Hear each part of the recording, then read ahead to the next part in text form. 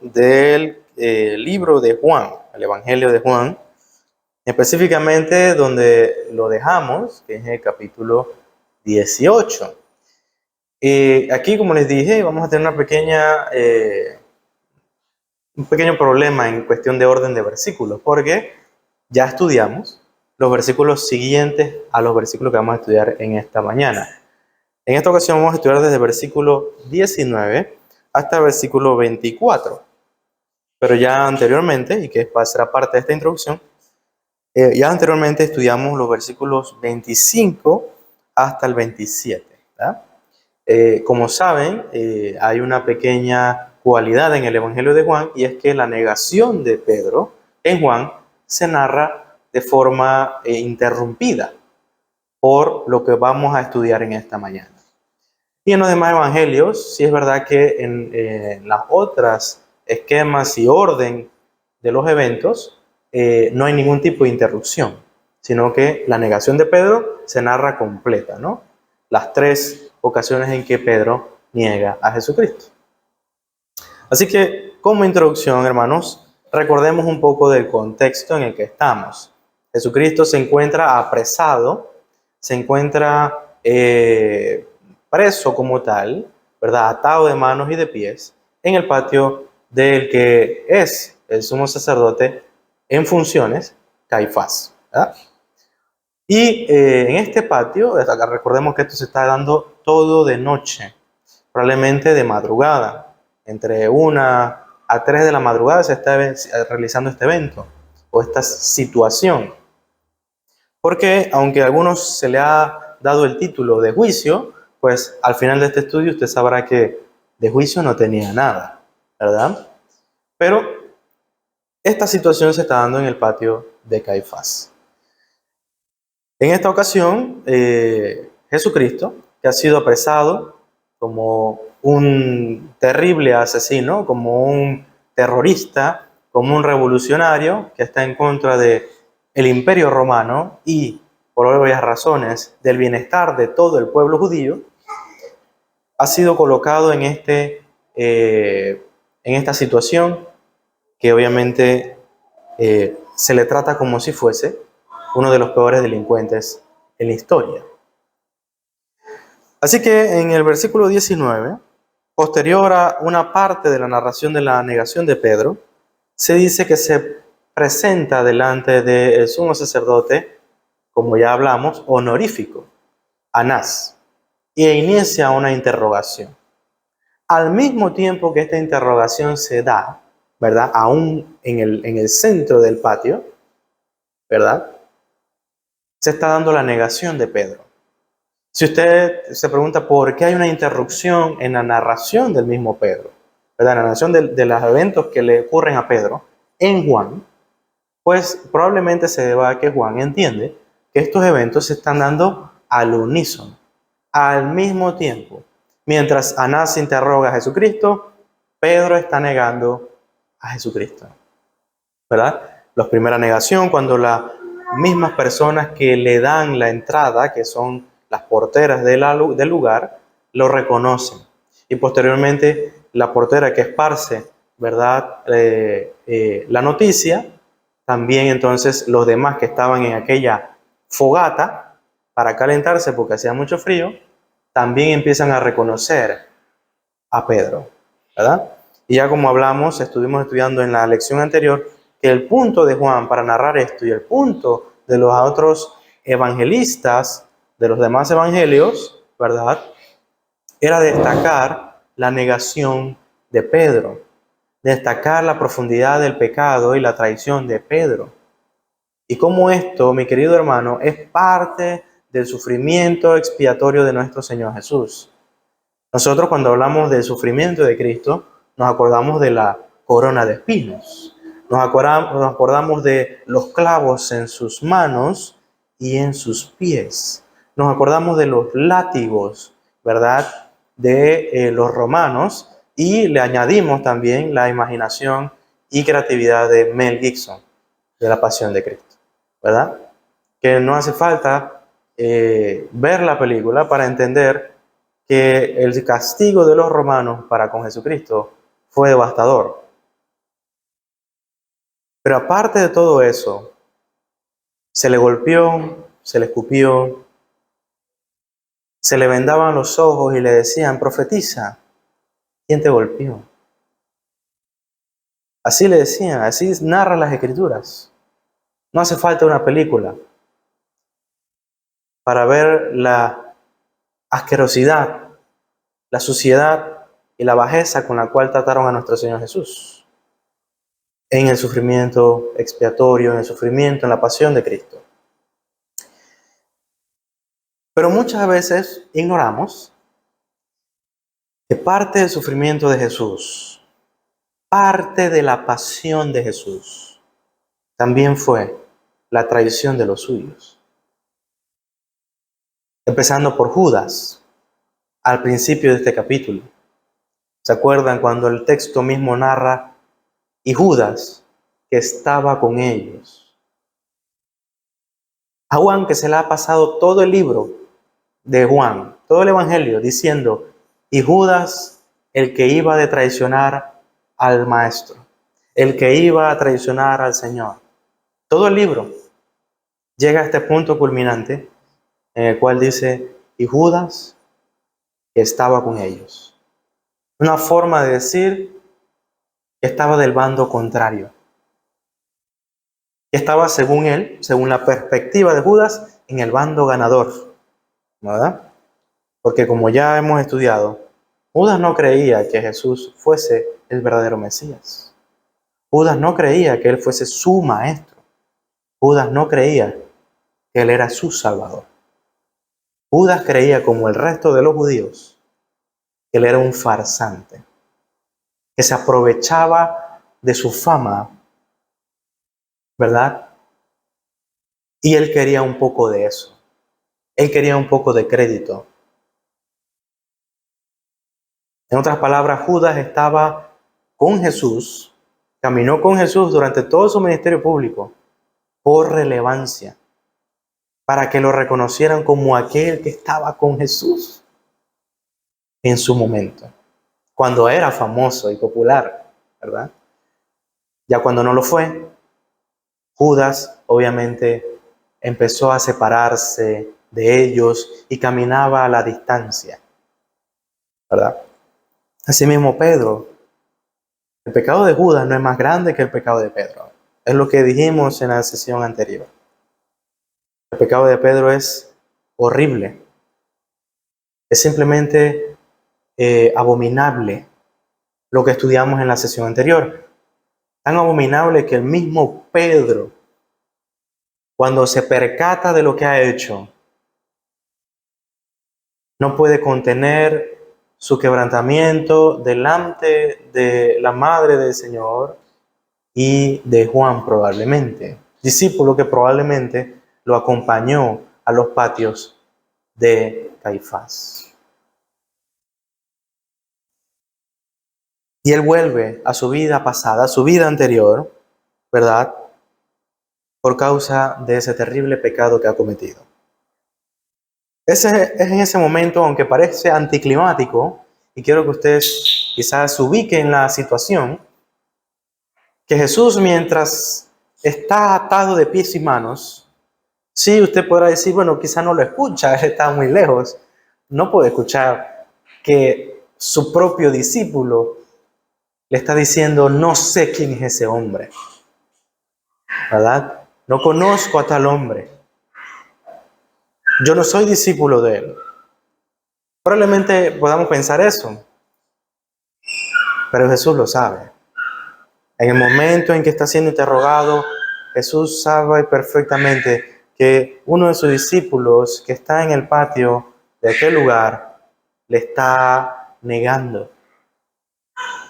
No una vez, sino 2 veces y hasta 3 veces antes de que cante el gallo. Una forma de decir, antes de que siquiera emerja el sol en el horizonte, ya Pedro lo ha negado hasta 3 veces. Y si hubiese seguido, lo hubiese seguido negando. Pero él se acordó de las palabras del Señor. Es en ese momento en que Juan nos narra, de forma, como dije, quizá anticlimática, nos rompe esa dinámica de los eventos que están ocurriendo, que el sumo sacerdote, dice el versículo 19, el sumo sacerdote preguntó a Jesús acerca de sus discípulos y de su doctrina.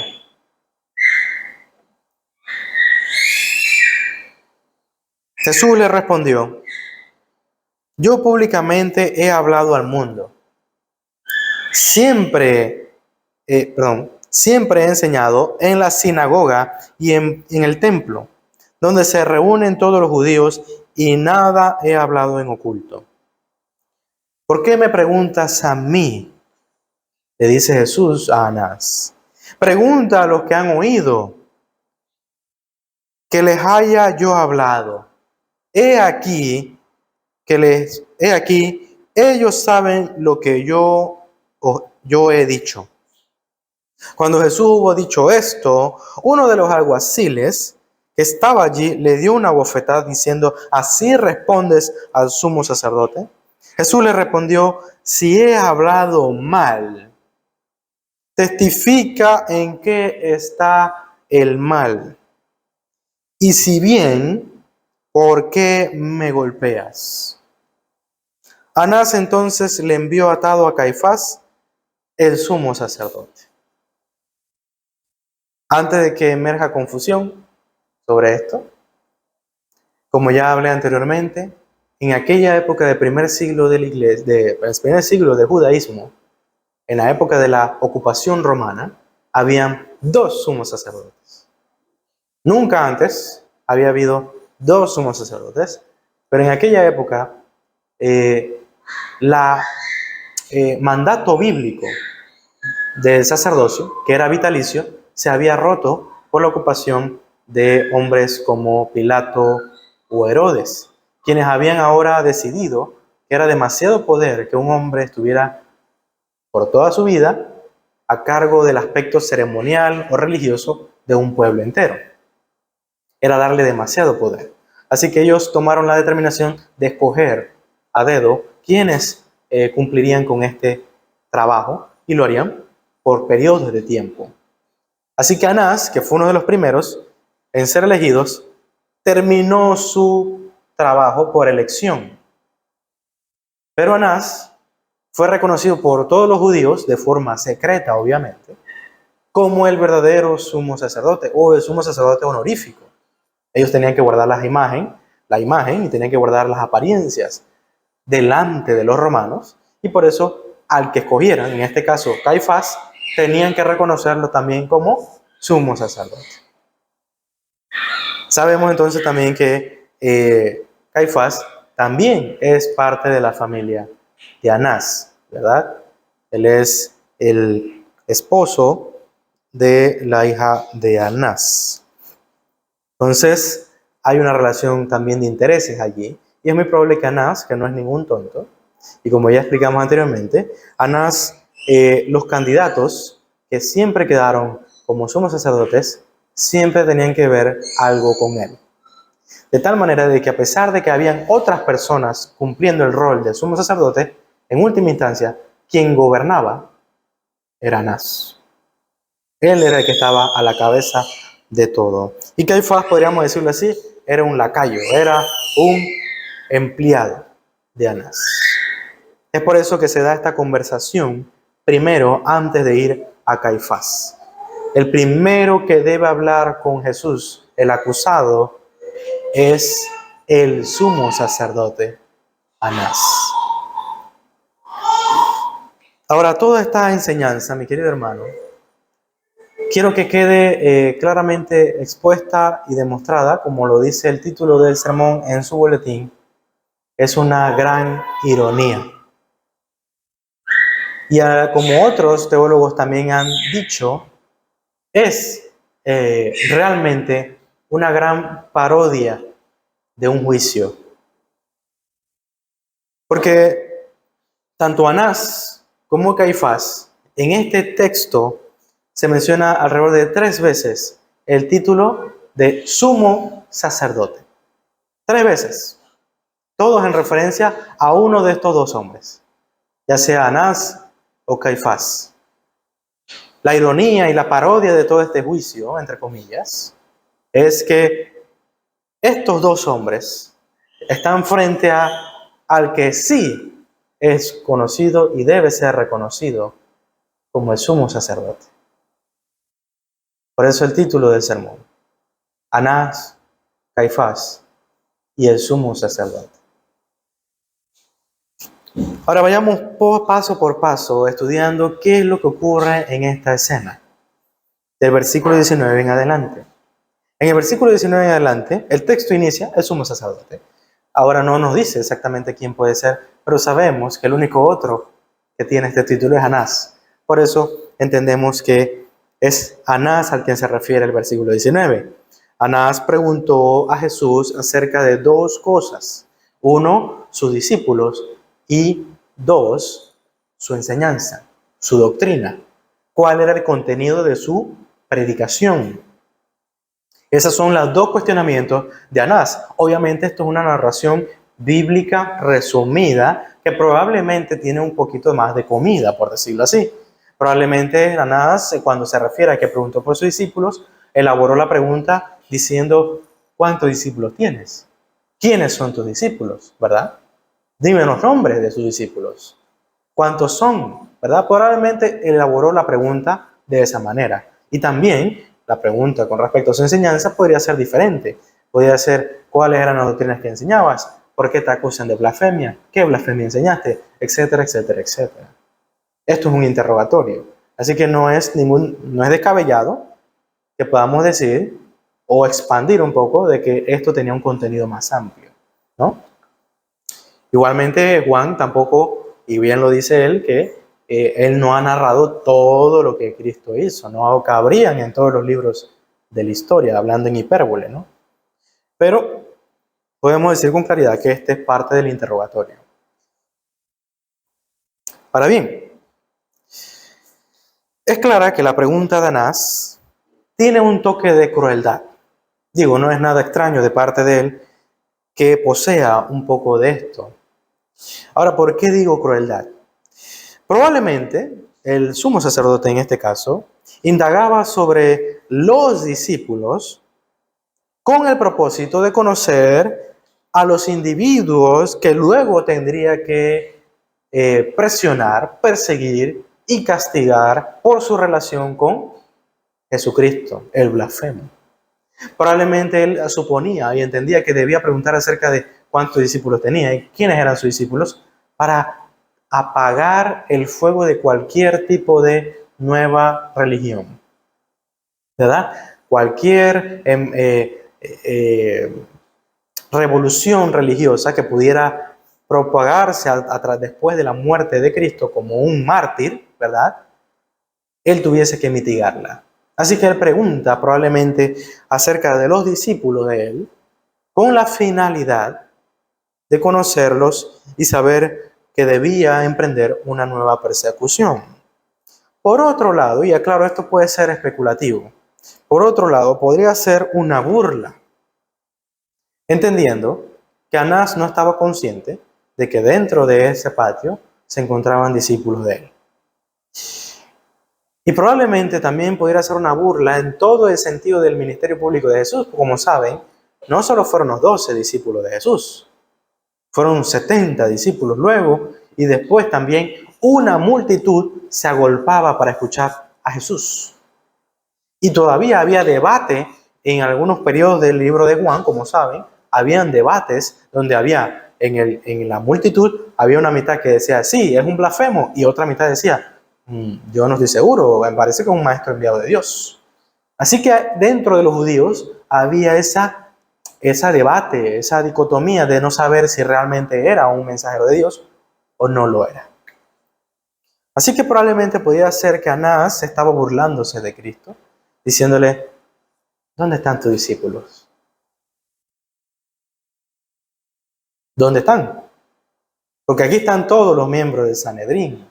Acá están todos los fieles judíos, ¿verdad? Fieles a Dios. Pero no veo ninguno de tus discípulos. ¿Dónde quedó la fidelidad? de tus discípulos, ¿verdad? Podría hacerlo, pero realmente esto es especulativo. Lo que sí es claro es que Anás pregunta primero, no por las razones de acusación a Jesús, que debería ser su enseñanza, sino por los discípulos. ¿Por qué? ¿Para qué? Creo que es justa la razón de que debemos preguntarnos por qué. Y estas son algunas de estas posibles razones. Y también algo que es importante destacar, como algunos otros sabios teólogos han señalado y han apuntado, que Anás, en vez de poner énfasis en las razones por las cuales Jesús está siendo acusado, está siendo juzgado, que es por el cargo de blasfemia, ¿verdad?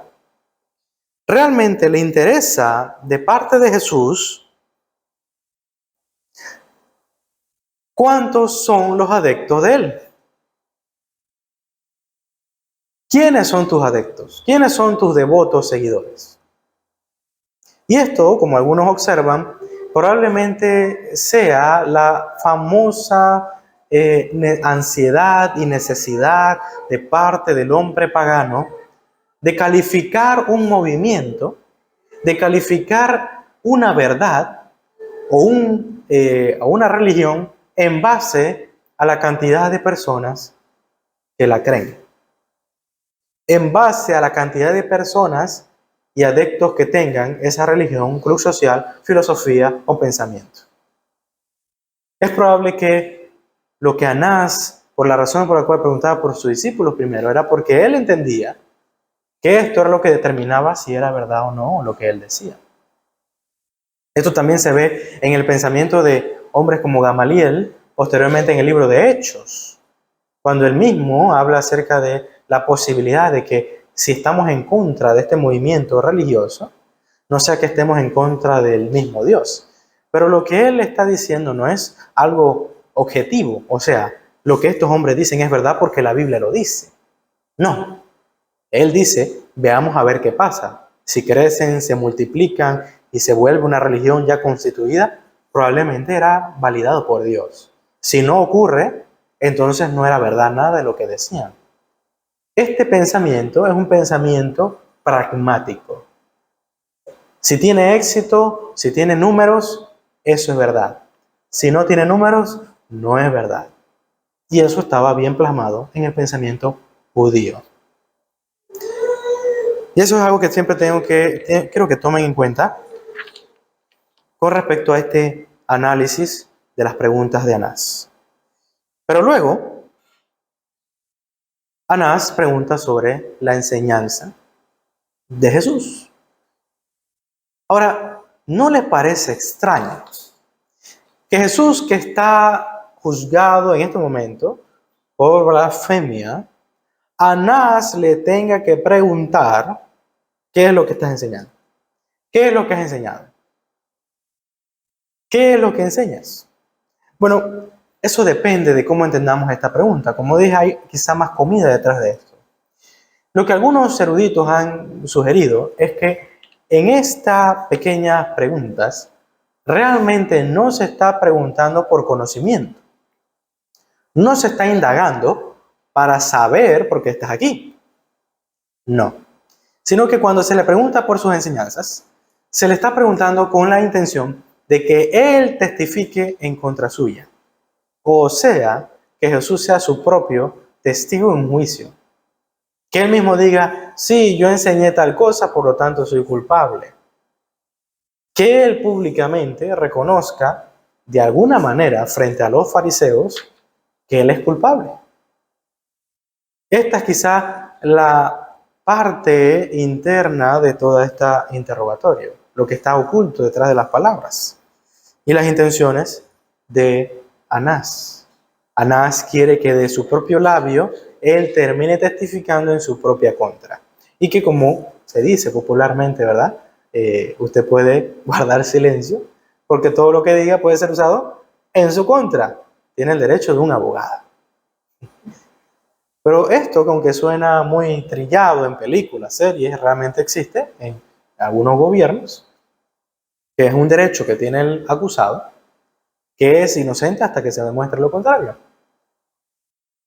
Sin embargo, algo muy importante que se debe tomar en cuenta es que en las leyes judías no se podía acusar a nadie ni declarar culpable a nadie sin el debido proceso judicial.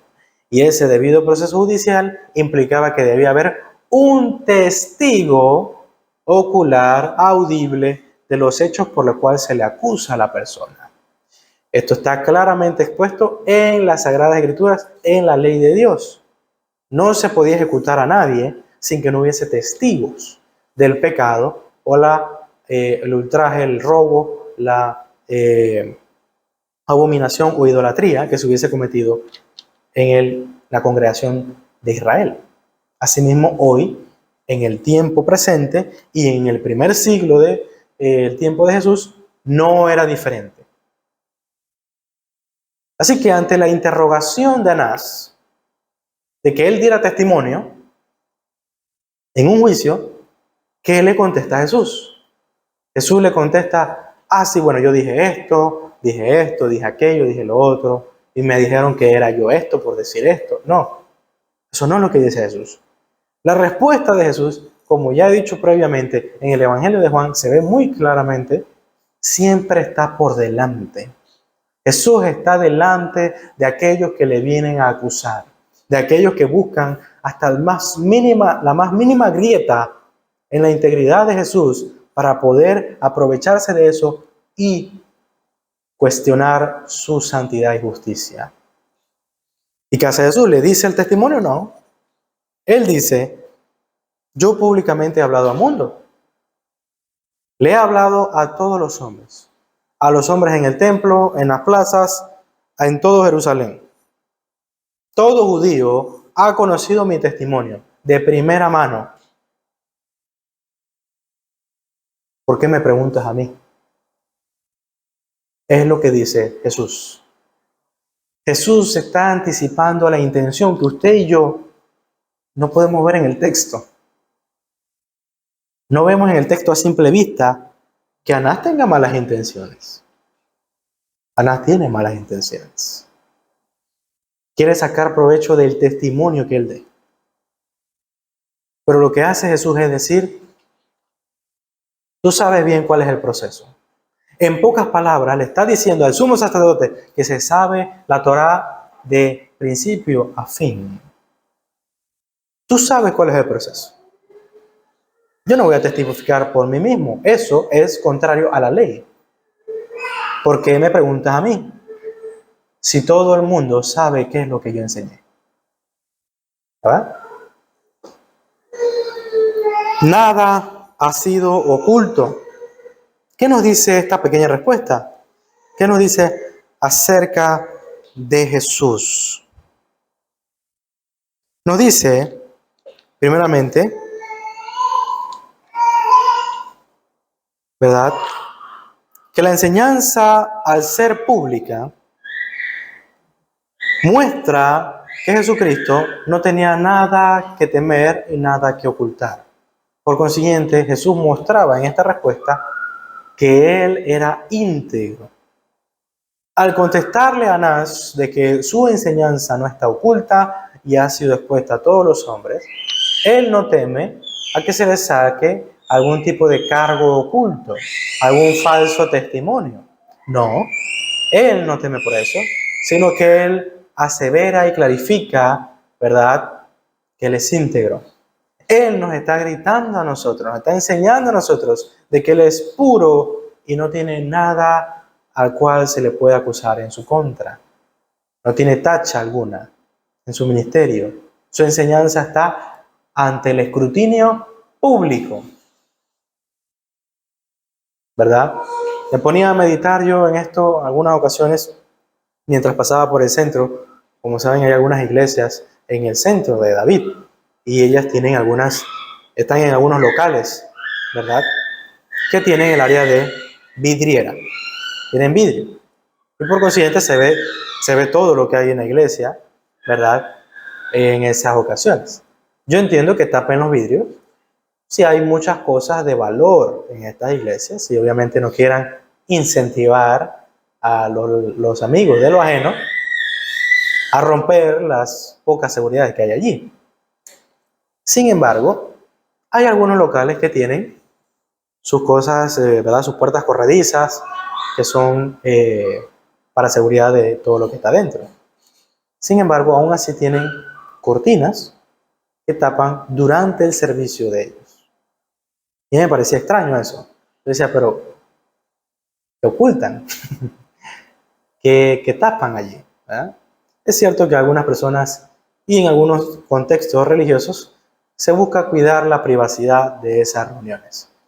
Sin embargo, yo creo que como cristianos no debemos tener ese tipo de secretismo dentro de nuestros servicios públicos.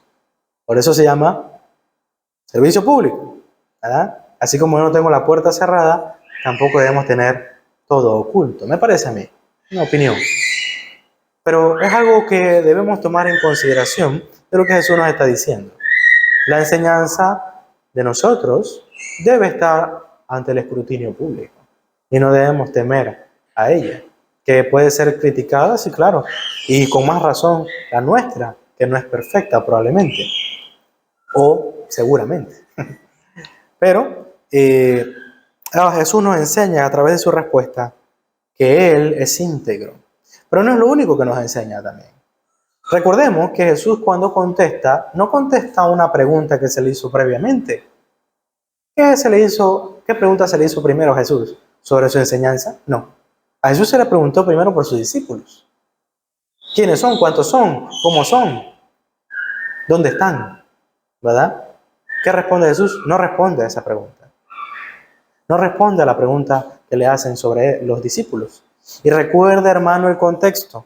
Versículo del capítulo 18, versículo 8 y 9. Respondió Jesús, os he dicho que yo soy, pues si me buscáis a mí, dejad de ir a estos.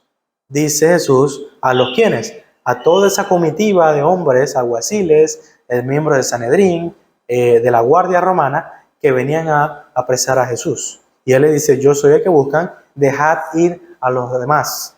¿Quiénes eran los demás? Los discípulos. Y luego el versículo 9, Juan dice, para que se cumpliese aquello que había dicho, de los que me diste, no perdí a ninguno. Jesús se entrega a él mismo, por su propia voluntad, para proteger a sus discípulos. Porque sus discípulos, como bien le dijo Jesús a Pedro, cuando Pedro dijo, no, yo te seguiré hasta la muerte, Cristo, yo jamás te voy a negar. Jesús le dijo que él no podría seguirlo por ahora, en este tiempo, a donde él iba. Tú no me podrás seguir aún, luego lo harás. Eso fue lo que le dijo a Jesús. Hoy no puedes llevar esa cruz. Ninguno de sus discípulos podía llevar la cruz que él iba a llevar desde ese momento. Y él los protege para que ninguno se pierda. Y los libra del castigo que él y solo él podía soportar.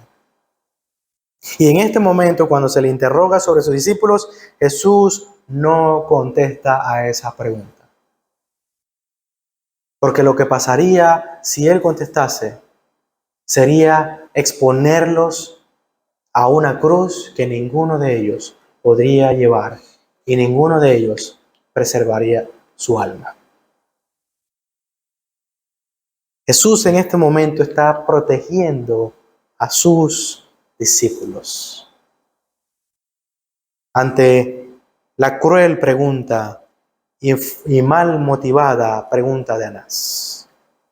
Ahora, no es solo eso lo que vemos en la respuesta de Jesús. Jesús también declara a través de su respuesta que este juicio claramente, ¿verdad?, es contrario a la ley de Dios. Que en ningún sentido Jesús está siendo juzgado bajo el escrutinio y la comparativa y el peso, ¿verdad? Está siendo pesado Jesús a través de ¿qué? La ley de Dios. ¿Por qué? Porque a la demanda de Jesús se ve claramente que él está demandando y pidiendo testigos para que testifiquen en ese juicio y que declaren, ¿verdad?, a través de su testimonio, y que luego sea comparado con la ley de Dios si lo que Jesús enseñó es contrario a ¿qué cosa? A las Sagradas Escrituras. Es por eso que cuando posteriormente, aunque eso tiene que ver directamente con el golpe del alguacil, Jesús declara en el versículo 23, si he hablado mal, testifica en qué está el mal. Y si bien, ¿por qué me golpeas? Ahora, eso en el contexto de que el alguacil se ofende por la respuesta de Jesús, que él consideró ofensiva y mala contra el sumo sacerdote, ¿verdad? Y entonces él lo golpea. Pero en ningún momento de la respuesta de Jesús hay algún tipo de ofensa, no hay ningún tipo de epíteto, ¿verdad?, ofensivo, no hay sobrenombres, no hay ningún tipo de ataque, ¿verdad?, a la persona de Anás, sino que se pide por el debido proceso. Se pide que se honre la ley de Dios en ese momento. Pero Anás no va a proceder de esa manera, por su propia inmoralidad, porque sabe que la única cosa que motiva este juicio, mi querido hermano, recuerde que en el libro de Juan, capítulos antes, se decide matar a Jesús sin haberse juzgado. Ellos ya han decidido matarle antes de un juicio. Esto lo hace completamente ilegal. Así que vemos hasta este punto, primero que Jesús, ¿verdad?, muestra su integridad en la respuesta, muestra también la protección que tiene para con sus discípulos, y tercero, hasta ahora, la ilegalidad de la interrogación de Anás.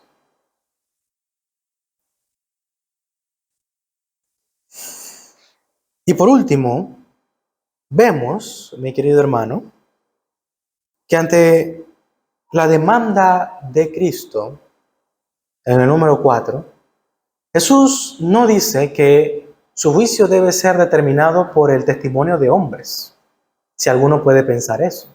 No, hay que traer a testigos.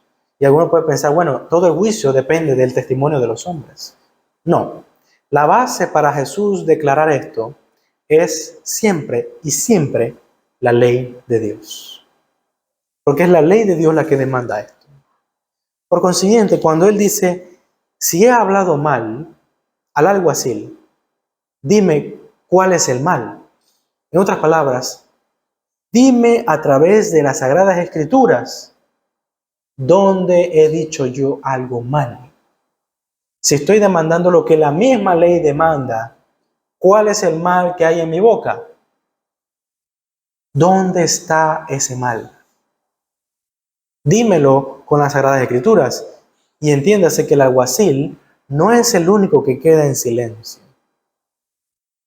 Es Anás que no puede contestar a la acusación, o más bien, la queja y la petición de Cristo. Cristo es quien está pidiendo que se haga correctamente según la ley, y Anás lo único que hace, y en respuesta a su petición, no es dar razón ni justificación, sino que se asegura de que esté bien atado y le dice, envíenlo a Caifás. Esa es la respuesta del sumo sacerdote. Así como no, luego veremos, así como no hubo ningún mal hallado ante los ojos de Pilato, y que luego fue llevado a Herodes y no llegó a ser juzgado por ningún mal, y Herodes dice, envíenlo nuevamente. Asimismo, Anás no pudo encontrar ninguna falla en él. Entonces, ¿en qué se basó este juicio? Aparte de ser ilegal, muchos eruditos han dicho y han dejado claro con evidencia que según la ley de Dios, según las leyes judías, los juicios no se podían hacer en la noche, tenía que ser en el día, que los juicios no podían ser en función y en base a esto se conoce como soborno el cual había sido efectuado por Judas, el cual había dado, ¿verdad? Se le había entregado un dinero para entregar a Jesús. No era legal esto. Y por obvias razones, lo que ya hemos dicho, la ley demandaba un testigo y este proceso no se estaba efectuando.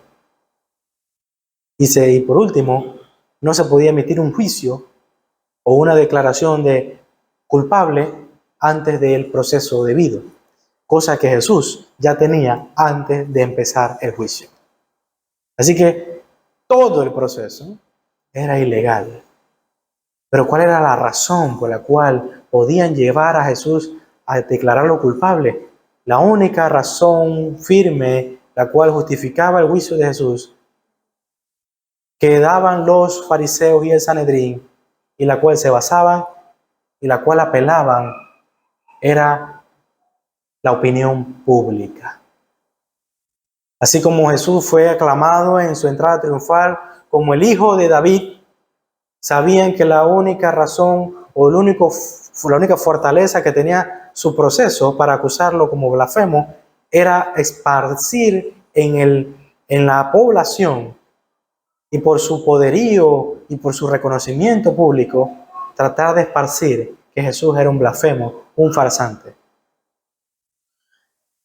Y así como su movimiento, ¿verdad?, tenía un apoyo de la población, el juicio para los fariseos y el Sanedrín tendría su fuerte a través del populismo.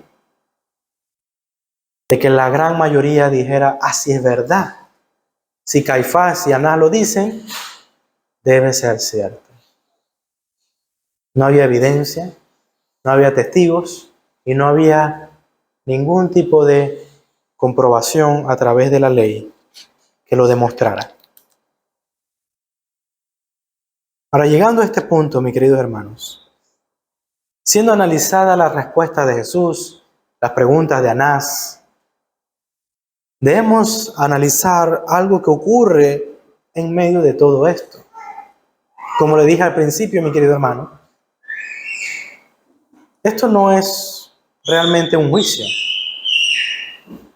sino los pasos de un asesinato planificado previamente. Lo que hoy, según las leyes, sería declarado un asesinato en primer grado, porque fue previamente planificado.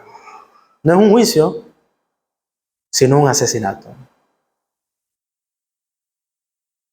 Porque la única persona que se encontraba en ese patio,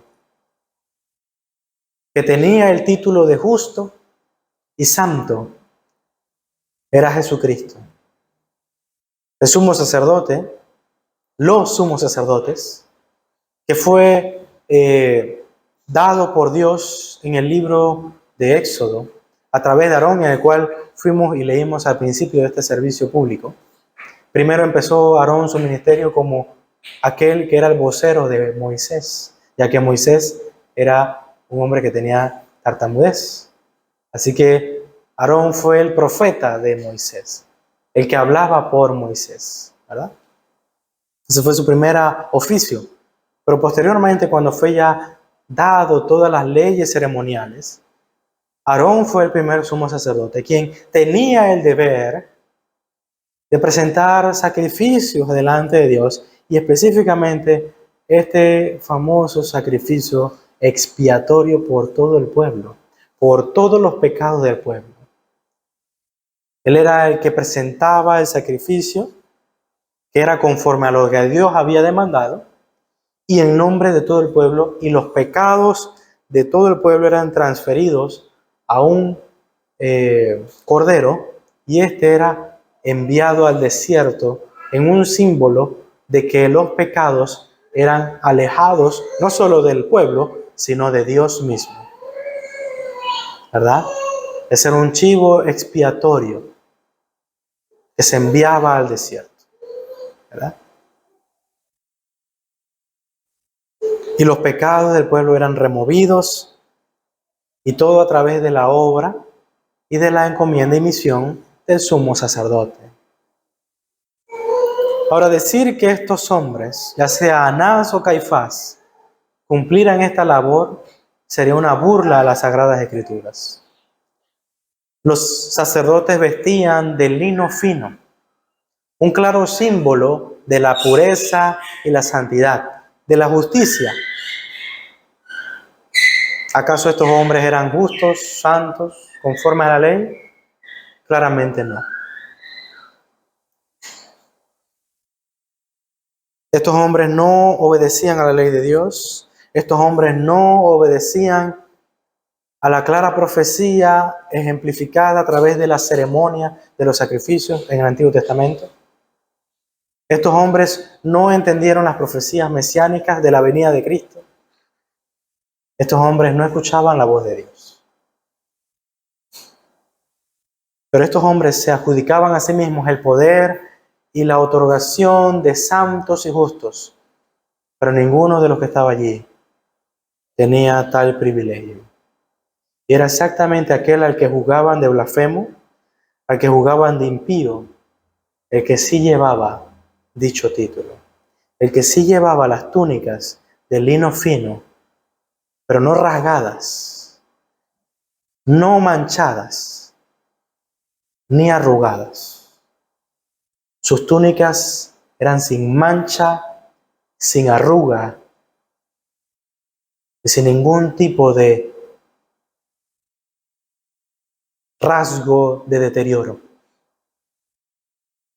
Cristo era puro, santo, perfecto. Pero no era lo único que él tenía en ese momento.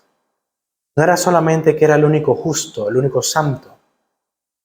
Él era el único que debía llevar en ese lugar, el único que de verdad tenía el mérito de llevar el título de sumo sacerdote.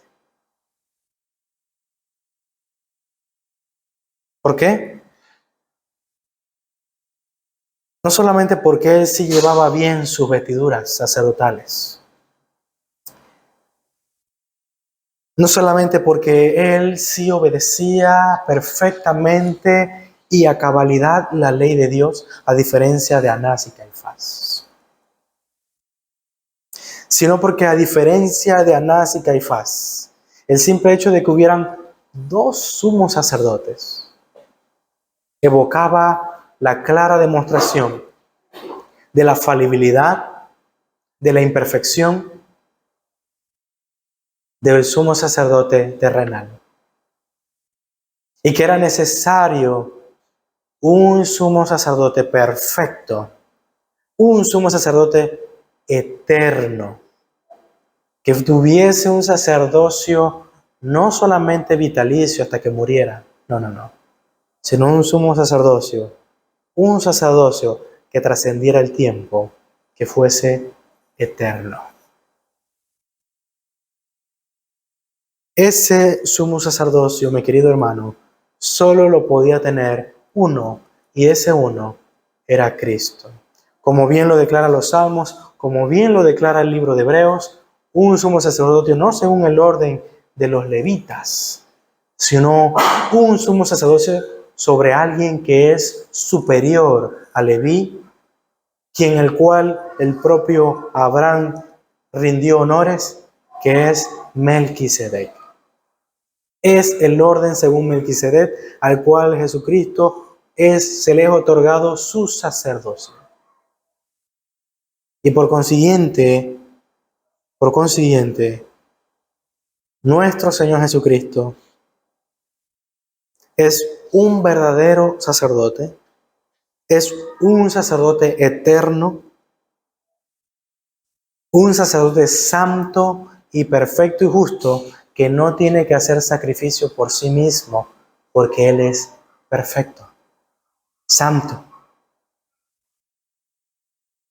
Y por consiguiente, el único sacrificio que el sumo sacerdote otorgaría, daría, Sería un sacrificio perfecto y eficaz porque tiene las mismas cualidades que el sumo sacerdote que lo da. Al ser un sacrificio suficiente, pleno y perfecto, también sería pleno, perfecto y suficiente para expiar todos los pecados de su pueblo, no por un año, no por unos cuantos meses, sino por la eternidad. Este sumo sacerdote no moriría y otro tomaría su lugar y volvería repetitivamente a hacer sacrificios. No. Este sumo sacerdote viviría por la eternidad, según Hebreos, intercediendo por nosotros a la diestra del Padre por la eternidad. Un solo sacrificio sería necesario, un solo derramamiento de sangre sería necesario. Y lo más maravilloso de todo esto es que el mismo que lleva el nombre de sumo sacerdote para nosotros y que es nuestro sumo sacerdote, es el mismo que es el Cordero perfecto que es inmolado para perdón de los pecados de su pueblo. Es el mismo. Así que Cristo, en el momento en que se entregó a sus captores, ese fue el momento en que Él obró como sumo sacerdote, en el cual Él demostró su autoridad y entregó el Cordero santo y sublime en sacrificio vivo delante de Dios. Fue Cristo que se entregó, obrando como sumo sacerdote. Entregó la ofrenda perfecta y nos hizo a través de una sola ofrenda perfecta un pueblo perfecto para su gloria. Esto es lo que nos enseña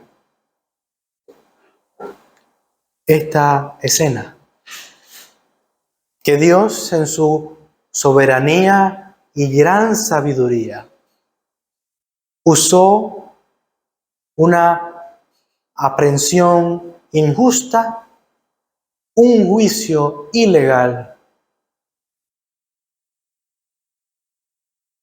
para mostrar su gloria. Gloria que vemos ejemplificada en su santidad, en su esplendor, que se entregó a sí mismo por amor de cada uno de nosotros. Esto es lo que ha hecho nuestro Señor a través de esta escena. Demos gracias a Dios. Padre bueno que estás en los cielos, santificado sea tu nombre, Señor. Te damos gloria, te damos honra por la revelación que tú nos das a través de tu palabra, del conocimiento y la sabiduría que podemos obtener a través de tu santa voluntad. Y al mismo tiempo, Señor, gracias por permitirnos el privilegio de meditar en tus santas palabras, dichos y preceptos. Ayúdanos, Señor, a profundizar en estas santas verdades y que al mismo tiempo, Señor, podamos gozarnos en la verdad de tu evangelio y que a través de estos textos que aparentemente solo son historia y aparentemente solo son hechos que ocurrieron, podamos siempre escuchar el evangelio retumbar en nuestras mentes, en nuestros oídos, que podamos no solamente entristecernos o decepcionarnos de las obras pecaminosas de los hombres, sino que podamos ver a través de la oscuridad densa del pecado de los hombres la luz resplandeciente de la obra redentora de Cristo Jesús, que obraba en este momento como el verdadero y único sumo sacerdote, que entregó el sacrificio agradable a ti, Señor. Un sacrificio, un cordero perfecto que salvaría al mundo de sus pecados. Gracias, Señor, por esta hermosa verdad. En el nombre de Jesús. Amén.